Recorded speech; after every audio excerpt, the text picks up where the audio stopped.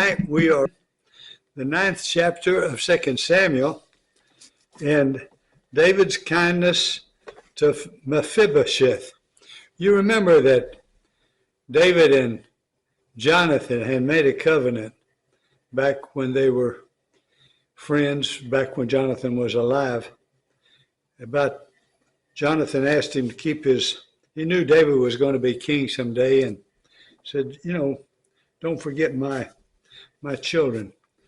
And David made a covenant, because back then the new king would usually kill everybody else's children that were previous kings and stuff like that. Anyway, David's kindness to Mephibosheth. David was kind to Jonathan's son.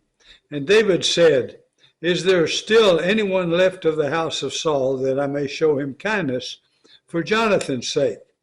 Now there was a servant of the house of Saul whose name was Ziba, and they called him to David.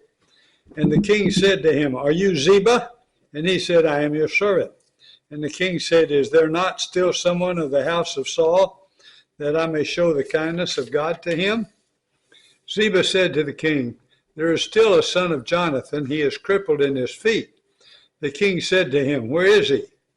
And Ziba said to the king, "He is in the house of Machir, the son of Amiel, at Lodebar."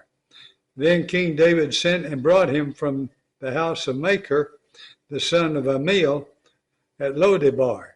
And Mephibosheth, the son of Jonathan, son of Saul, came to David and fell on his face and paid homage. And David said, "Mephibosheth?" And he answered, "Behold, I am your servant." And David said to him, "Do not fear, for I will show you kindness for the sake of your father Jonathan, and I will restore to you all the land of Saul, your father, and you shall eat at my table always." And he paid homage and said, "What is your servant, that you should show regard for a dead dog such as I?"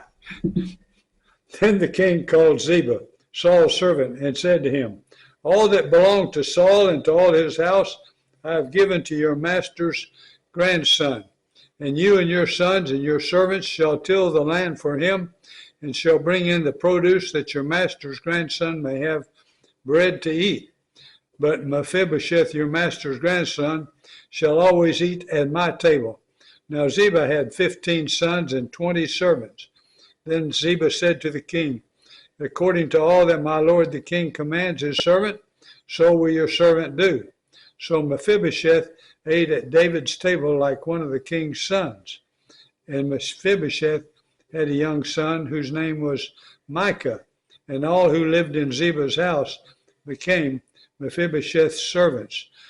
So Mephibosheth lived in Jerusalem, for he always ate at the king's table. Now he was lame in both of his feet. What happened was, when